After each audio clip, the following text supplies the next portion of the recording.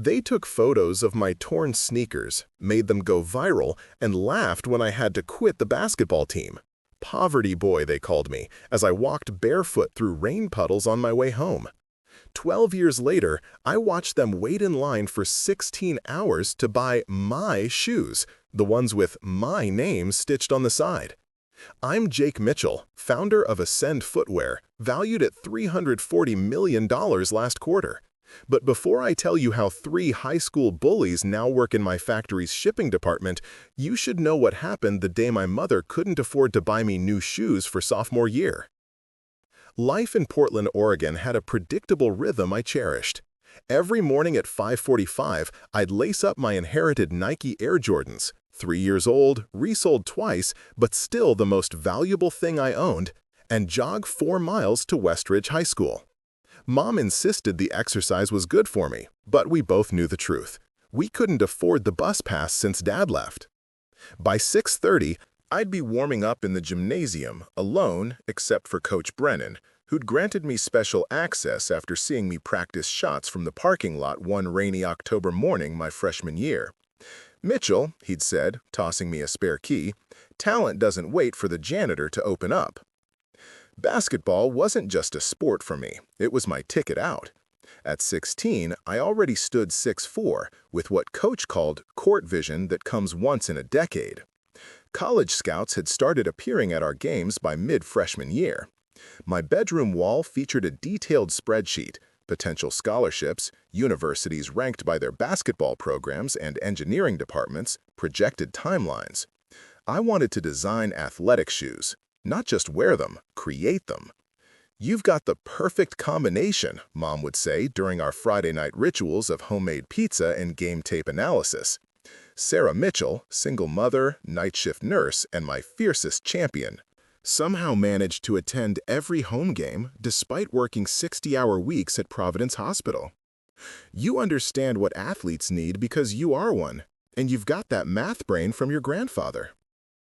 My grandfather, Robert Mitchell, had been an engineer for Nike in their early days. He'd passed away before I was born, but his technical drawings of shoe prototypes hung framed above my desk, alongside the worn copy of Applied Materials in Footwear Design he'd authored in 1982. Mom said I'd inherited his obsessive attention to detail, evident in the notebooks where I sketched shoe designs, calculating load distributions and impact absorption ratios. At school, I existed in that rare sweet spot of social hierarchies, respected enough as our team's starting point guard to avoid the worst of high school politics, but quiet and studious enough to remain outside the spotlight dominated by guys like Trevor Walsh, Blake Peterson, and Devin Chen, the self-proclaimed triple threat. Sons of a real estate developer, a surgeon, and a tech executive respectively, they ruled Westridge High with expensive clothes, weekend parties, and casual cruelty disguised as humor. "Basketball's cool and all, Mitchell, but you know it's the shoes that make the man," Trevor would say, deliberately showcasing his latest limited edition kicks in the locker room. I'd just nod, keep my head down, and let my performance on the court speak for itself. Alicia Ramirez sat beside me in advanced engineering, one of the few girls in the class. With quick intelligence and a portfolio of eco-friendly product designs that had already won national competitions, she understood my shoe obsession. "The guys who design real performance gear aren't the ones showing off in the hallways," she'd told me once. "They're the ones noticing what's wrong with existing designs." Things began changing in late April of sophomore year. First, Coach Brennan announced he'd been hired by a Division I college in California. "I'll be watching your career, Mitchell," he said, gripping my shoulder. "Keep your grades up and your head on straight." Then Mom started looking tired, more than usual. She'd forget to eat dinner or would call me by my father's name.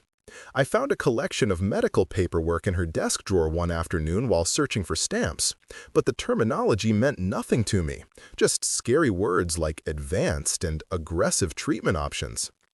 "It's just anemia," she insisted when I confronted her. "Common for women my age. Nothing for you to worry about with championships coming up." The last normal day was May 15th. We beat Jefferson High 72-68, with me scoring the winning basket, a three-pointer at the buzzer. The new coach, Lassiter, praised my clutch performance and mentioned that scouts from UCLA would be attending our next game. That night, Mom waited up to celebrate, presenting me with a small blue box. Inside was a leather cord with a silver pendant, a basketball. "It was your grandfather's good luck charm," she said. "He wore it when he pitched his designs to Phil Knight himself." I hugged her thin frame, noticing for the first time how fragile she felt, how prominent her shoulder blades had become. "Thanks, Mom. I'll wear it every game." "Jake," she said, her voice taking on a serious tone I rarely heard, "whatever happens, you keep playing, you keep designing. You've got both our dreams to carry now." "What do you mean?" I asked, suddenly cold despite the warm May evening. "Nothing dramatic," she smiled, "but a mother being sentimental. Now get some sleep, champion. Tomorrow's a school day." The next morning, Mom wasn't in the kitchen with her usual black coffee and protein shake waiting for me. I found her on the bathroom floor, unconscious, her skin a frightening grayish yellow. The pendant fell from my hand as I reached for my phone to call 911. At Providence Hospital, the same one where she'd worked for 12 years, a doctor with kind eyes and terrible news explained terms like pancreatic cancer and stage 4 and metastasized. When they asked about insurance, I remembered Mom's tension each time she reviewed bills at the kitchen table, how she'd sometimes work extra shifts that left her sleeping in her scrubs. "We have insurance through her work," I said, but later discovered the high deductible plan would cover barely half of what effective treatment would cost. When I mentioned sports scholarships being just a year away, the oncologist gently explained we didn't have a year. "Months," he said. "We're talking months, not years." That night in the hospital room, as machines beeped and Mom slept under the influence of powerful painkillers, I made a desperate decision. I would quit basketball.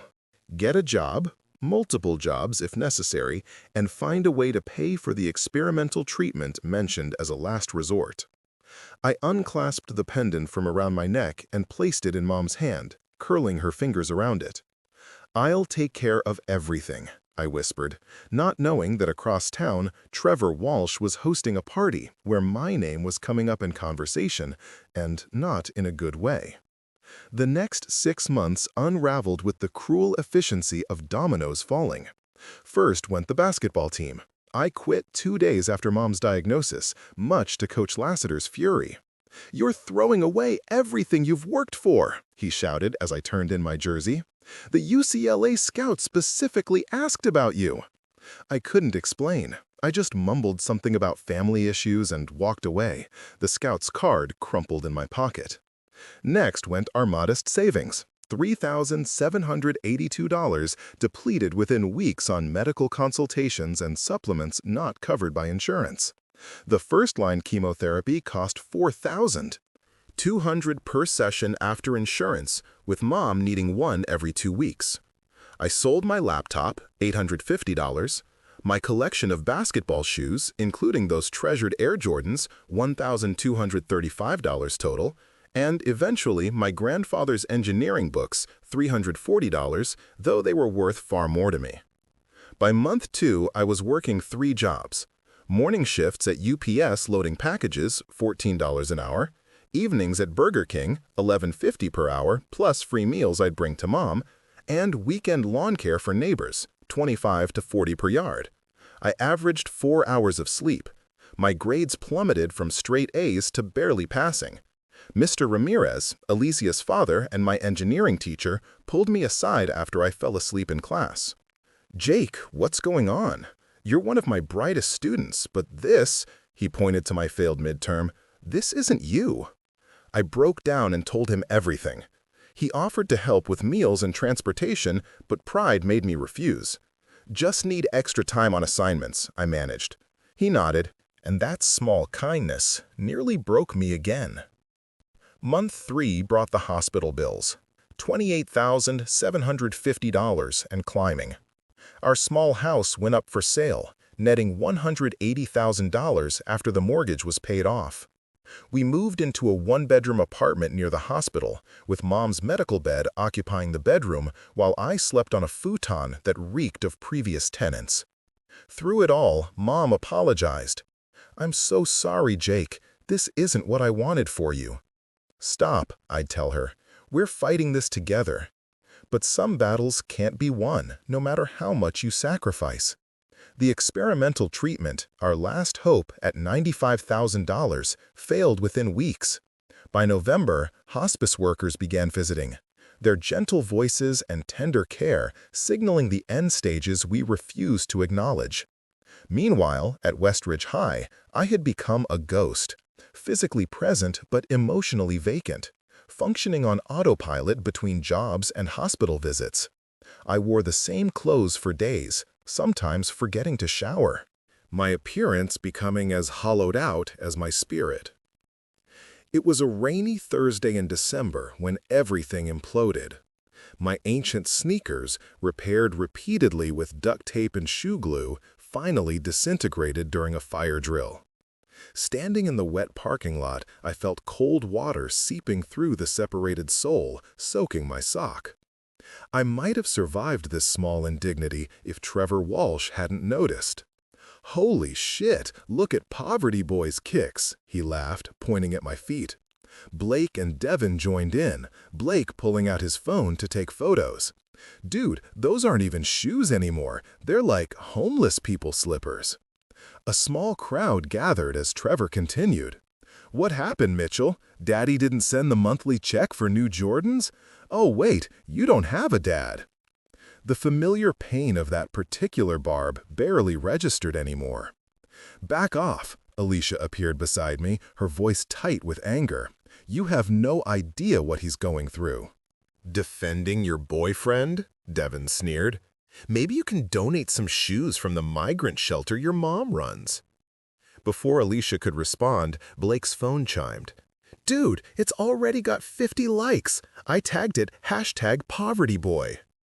I stood silent, wet socks squishing with each shift of weight, too exhausted to feel proper humiliation. A teacher finally dispersed the crowd, but the damage was done.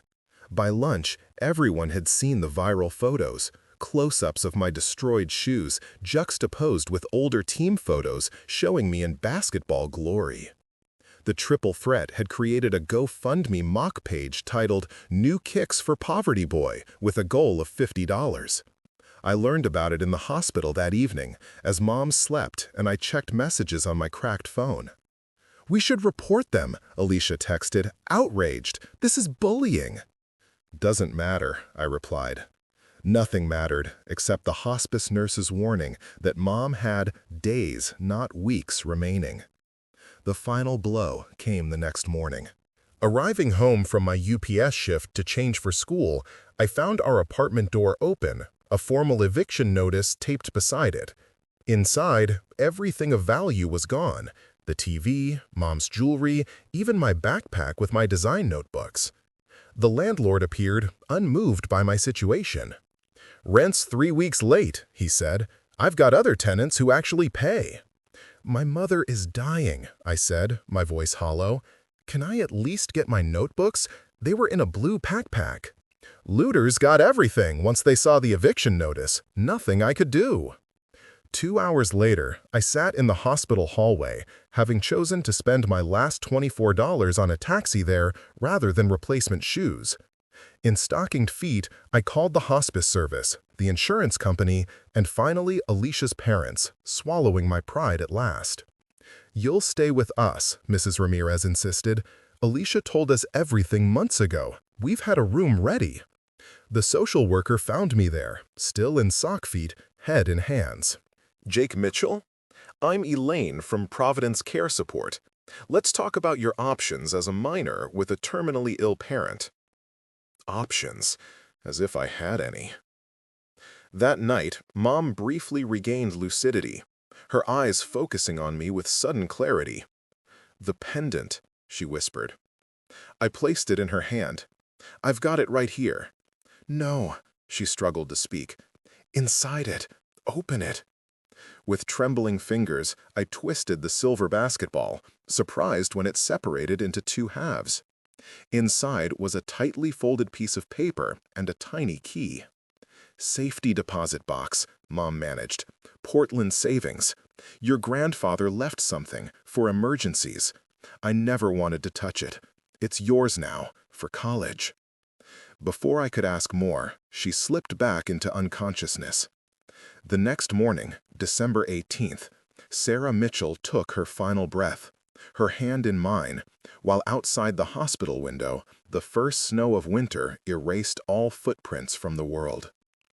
If this story is touching your heart, please like and subscribe to the channel.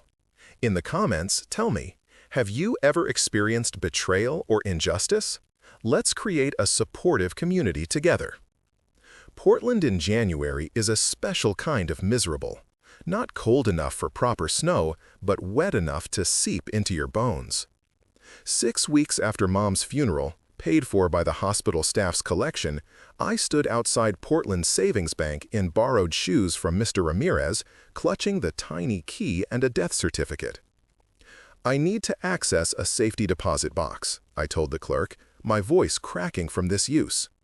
Living with the Ramirez family was a blessing I didn't deserve, but grief had rendered me nearly mute. I attended school mechanically, ignored the whispers about #PovertyBoy, and spent evenings staring at blank pages where shoe designs used to flow. The bank manager, a woman with steel gray hair and surprisingly kind eyes, examined my documents. "Mitchell, Sarah Mitchell's son. I remember your mother. Came in once a year, just to check on the box, never opened it." She led me to a private room where a metal container awaited. My hands shook as I turned the key. Inside lay 3 items: a leather-bound journal with my grandfather's name embossed on the cover, a USB drive, and an envelope marked "For my grandson." "Would you like privacy?" the manager asked. I nodded, unable to speak. The letter, dated 15 years earlier, began, "Jake, if you're reading this, it means both your grandmother and your mother are gone. I'm sorry I'll never meet you, but I've asked Sarah to tell you about my work, my passions. I believe talent runs in blood, and if you've inherited even a fraction of my obsession with footwear engineering, this might be valuable to you." What followed was impossible. Detailed patents for an impact-absorbing sole design, compression technology for athletic shoes, and ventilation systems, all created by my grandfather but never developed. The USB contained digital versions of his technical drawings, material specifications, and a video. I plugged it into the bank's computer with trembling hands. My grandfather, a man I'd only seen in faded photographs, appeared on screen, seated in what must have been his home office. "Hello, Jake," he said, and I gasped at hearing my name from a man who died before I was born. "Sarah insisted we name you before she even knew if you'd be a boy or girl, stubborn, like me." He explained how Nike had passed on his most innovative designs, considering them too expensive to manufacture with 1980s technology. "But material science will catch up," he predicted. "These designs will work, possibly by the time you're grown. The patents are current for 20 years after my death. Use them wisely." The video continued with technical explanations of each design, but my mind was racing ahead. The patents were still valid for 5 more years. With modern materials, these concepts weren't just viable, they were revolutionary. I returned to the Ramirez home in a daze, the journal clutched to my chest. Mrs. Ramirez took one look at my face and said, "Something's changed." That night, I showed everything to Mr. Ramirez, an engineer himself. His eyes widened as he reviewed the designs. "Jake, do you understand what you have here? These compression systems alone, with today's carbon fiber composites and the new polymer blends, my God! Are they valuable?" I asked, hope flickering for the first time in months. "Valuable?" He laughed, a startled sound. Jake, they're potentially worth millions. But more importantly, they work. Your grandfather was decades ahead of his time. The next morning, instead of going to school, I accompanied Mr. Ramirez to his friend's law office. Lawrence Chen, ironically Devon's uncle, specialized in intellectual property. "These patents are sound," he confirmed after review. "The question is what to do with them. You could sell them outright to a major company, Nike, Adidas, Under Armour, or license the technology. Or," said Mr. Ramirez, glancing at me, "you could do what I think your grandfather hoped. You could build something yourself." I thought of my destroyed notebooks, years of designs lost to looters. But the core principles, those were still in my head. And now, with my grandfather's innovations as foundation? "I want to make these shoes," I said, the words feeling right as they left my mouth. Mr. Chen looked skeptical. "That would require significant investment, manufacturing partnerships, material sourcing, distribution channels." "I have an engineering degree and connections in the industry," Mr. Ramirez interrupted, "and you know my brother-in-law works for Venture Northwest." Suddenly, the conversation shifted to possibilities rather than obstacles. Mr. Chen made calls, meetings were arranged. Within 2 weeks, I found myself in a boardroom at Venture Northwest, presenting my grandfather's patents alongside my own design concepts to 5 investors in expensive suits. "We'd need to see prototypes," said the lead investor, Miranda Okafor. "Theoretical designs aren't enough." "I anticipated that," Mr. Ramirez replied, placing a shoebox on the table. Inside was a crude prototype we'd constructed in his garage workshop, ugly but functional, incorporating my grandfather's impact absorption system. "Put it on," I told Miranda, "then jump."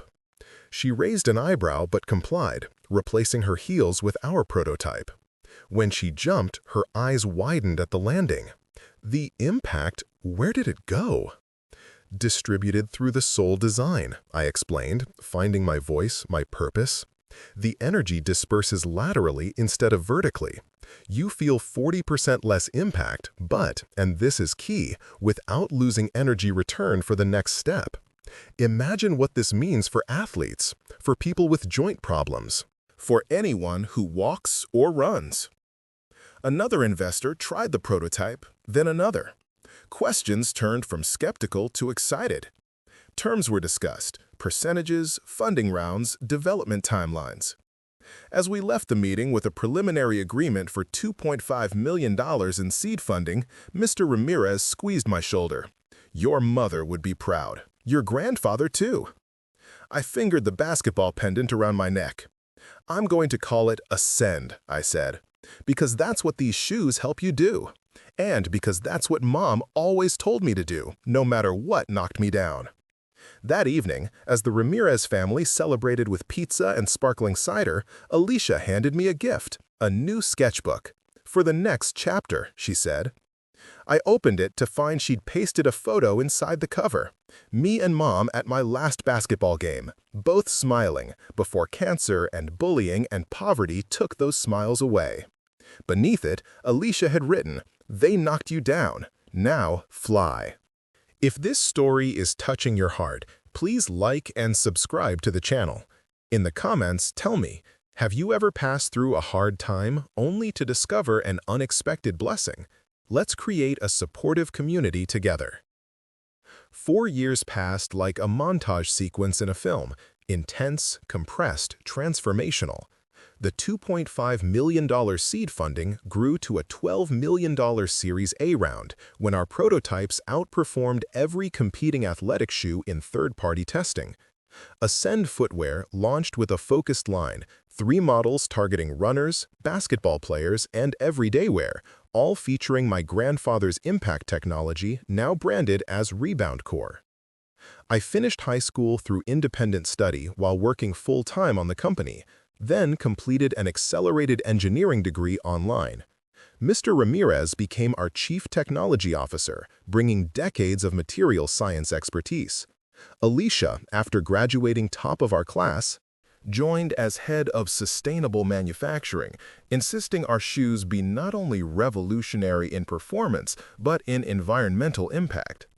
Our first year's projected sales of 50,000 units were surpassed within 3 months.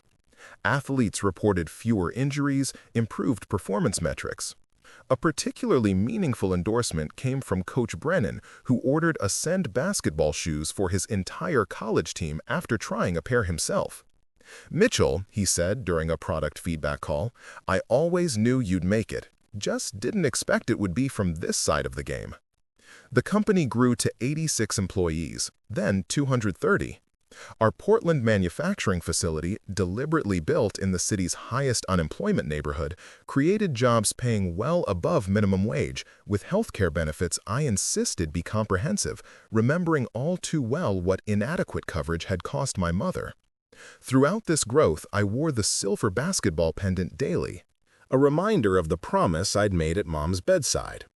When Forbes featured Ascend in 30 Under 30, the photographer wanted me to remove the distracting necklace. I refused. "It stays," I said. "It's part of the story." I rarely thought about the triple threat anymore. Trevor, Blake, and Devin had become footnotes in a painful chapter I'd moved beyond. Occasionally, I'd see Instagram posts from their college years. Trevor at USC, Blake at Michigan, Devin at Cornell. They seemed small on my screen, their designer clothes and parties less impressive now that I understood the hollow value of mere consumption. Then came the NBA All-Star Weekend of 2024. Ascend had secured its most significant coup yet. Basketball phenom Jaden Morris would wear custom Ascend Elites during the slam dunk competition. The exposure would be worth millions in advertising we couldn't otherwise afford. I was backstage of the arena, making last-minute adjustments to Jaden's shoes, when a familiar voice called out, "Mitchell? Jake Mitchell?" I turned to find Trevor Walsh, older but unmistakable, wearing a production assistant lanyard. Beside him stood Blake, similarly credentialed. "Holy shit, it is you," Blake said. "Guys, it's Poverty Boy, remember?" "I go by Jake," I replied evenly, returning my attention to the shoes. "Wait, you work for Ascend?" Trevor asked, glancing at my company jacket. "Those are the shoes everyone's talking about?" "He doesn't work for Ascend," interrupted Jaden Morris, who'd overheard. "He is Ascend. Jake here's the founder, the designer, the whole genius behind these." He clapped my shoulder. "Man's shoes added 3 inches to my vertical, changed my whole game." The shocked expressions on Trevor and Blake's faces might once have been satisfying. Now they just seemed irrelevant. "Good seeing you," I said, not entirely meaning it. "I need to finish these adjustments before the competition." Later that week, I received email requests from both Trevor and Blake seeking jobs at Ascend. The HR department forwarded them, per company policy, about all applicants with personal connections to executives. I stared at the screens, remembering rain-soaked socks, viral humiliation, the casual cruelty that had kicked me when I was already down. Alicia found me in this contemplative state. "Let me guess," she said, glancing at the emails. "The revenge fantasy moment." I nodded. Part of me wants to delete these and block their addresses. And the other part? Wonders if I'd be just like them if I did that. She perched on the edge of my desk. "What would your mom say?" The question hung in the air, and I closed my eyes, imagining Sarah Mitchell's voice. After a long moment, I clicked forward and typed instructions to HR. Standard application process. No preferential treatment, positive or negative. 3 months later, Trevor Walsh and Blake Peterson joined Ascend's shipping department at entry-level positions. Their Cornell-educated friend Devin Chen applied later and became a junior data analyst. None received special treatment or acknowledgement from me, though occasionally I'd pass them in hallways or the cafeteria with a neutral nod. Ascend continued its meteoric rise, securing professional team contracts, expanding into international markets. Venture capital firms circled with acquisition offers, but I declined them all. This wasn't just a business to sell, it was my family's legacy, my mother's final gift to me. The confrontation, when it finally came, wasn't the dramatic showdown I might once have imagined. It happened in the company parking lot, nearly a year after the triple threat had joined Ascend. I was leaving late, as usual, when Trevor approached, visibly nervous. "Jake, do you have a minute?" I nodded, keys in hand. "I've wanted to say something since I started here, but it's hard to find the words." He took a deep breath. "I was horrible to you in high school. We all were. There's no excuse." "No," I agreed. "There isn't. The thing is, I didn't know about your mom, about what you were going through."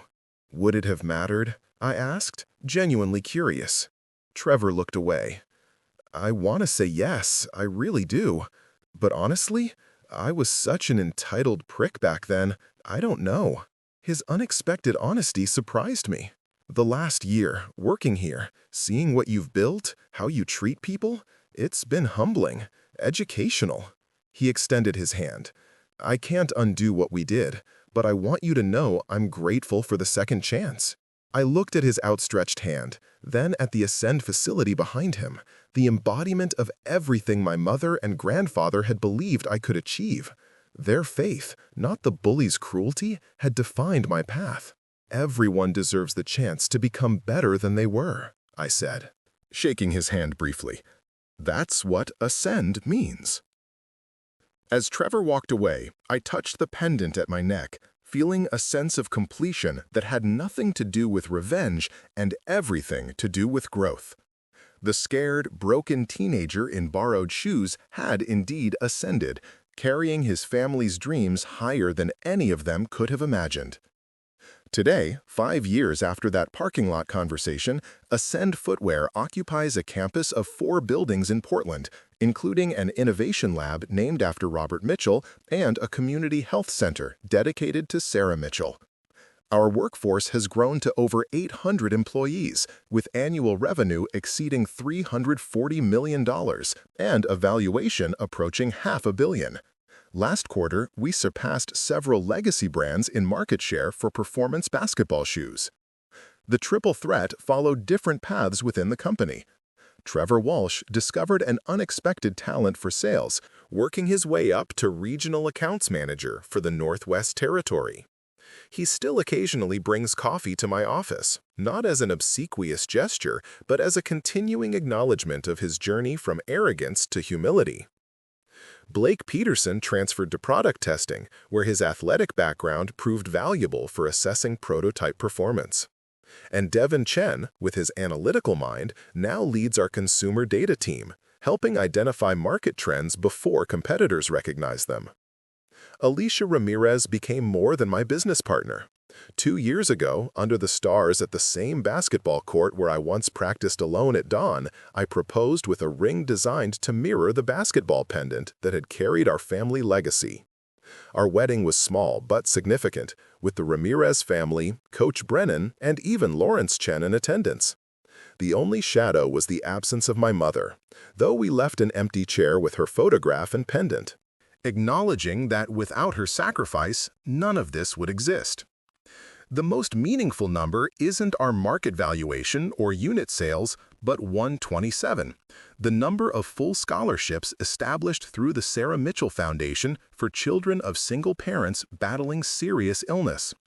Each recipient receives not just educational funding, but comprehensive family support, ensuring no child faces the impossible choices I once did. From the original 3 shoe designs, our product line has expanded to 22 models across 6 categories, each incorporating elements of my grandfather's patents along with my own innovations. The Rebound Core technology has evolved through 4 generations, with applications extending beyond athletic performance to therapeutic footwear for patients with joint disorders, diabetic complications, and mobility challenges. The Ascend headquarters features a glass-walled museum showcasing our evolution, from crude garage prototypes to Olympic podium appearances. In the center, most precious of all, stands a display containing my grandfather's original journal, my mother's nursing badge, and a pair of duct-taped broken sneakers retrieved from a high school dumpster by Alicia on the day of my humiliation, preserved as a reminder of where we began. Mr. Ramirez, now semi-retired but still serving as our chairman emeritus, often brings visitors to this display. The greatest innovations, he tells them, aren't born from comfort, but from necessity and pain transformed through persistence. Last month, I received an unexpected email from a familiar name, Coach Lassiter, the one who'd been so furious when I quit basketball.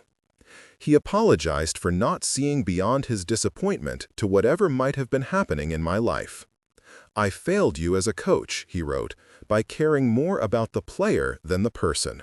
His message arrived the same day Forbes published their cover story on Ascend, featuring me alongside our newest spokesperson, a Paralympic champion wearing our adaptive performance line. The headline read, "From Mockery to Mogul, How Tragedy and Humiliation Built a Footwear Revolution." I'd been reluctant to share the #PovertyBoy story publicly, preferring to focus on our innovations rather than my personal history. But our marketing team convinced me that vulnerability creates stronger connections than success alone. The response has been overwhelming. Thousands of messages from people who found hope in the journey from rock bottom to redemption. Yesterday, I visited Mom's grave, bringing fresh flowers and news of our latest achievement. Ascend's technology will be used in specialized footwear for astronauts on the upcoming Mars mission. "We're literally ascending beyond Earth now, Mom," I said to the quiet stone. "Grandfather's designs will leave footprints on another planet." As I walked back through the cemetery, I noticed a young man sitting against a tree, sketching intensely in a notebook. His shoes were worn through, the soles separating, yet he drew with complete absorption. Something in his focused expression reminded me of myself at 16, creating worlds of possibility while reality crumbled around me. "Those look like interesting designs," I said, stopping nearby. He startled, instinctively covering his work. "Just dumb ideas," he mumbled. "I'm something of a designer myself," I offered. "Mind if I take a look?" Reluctantly, he turned his notebook, revealing surprisingly sophisticated sketches for modular, customizable prosthetic covers. "My sister lost her leg last year," he explained. "The functional prosthetics are great, but they look so medical.